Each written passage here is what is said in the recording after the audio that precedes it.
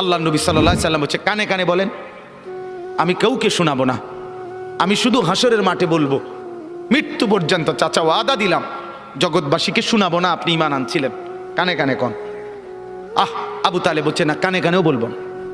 এবার নবী বলে চোখের পানি ফেলতে ফেলতে, চাচা এমনও কইতেন না তো, ঠিক আছে চাচা আমি কালেমাটা পড়ি, আপনি শুধু ঠোঁটটা নাড়েন, আপনি শুধু ঠোঁটটা নাড়বেন, আমি হাসরের দিন বলবো মাওলা আমার চাচা কালেমা পড়ছিল এজন্য ঠোঁট নাড়ছে, এর সুযোগ দেন। চাচা বলছে না না না, আমি ঠোঁটও নাড়বো না।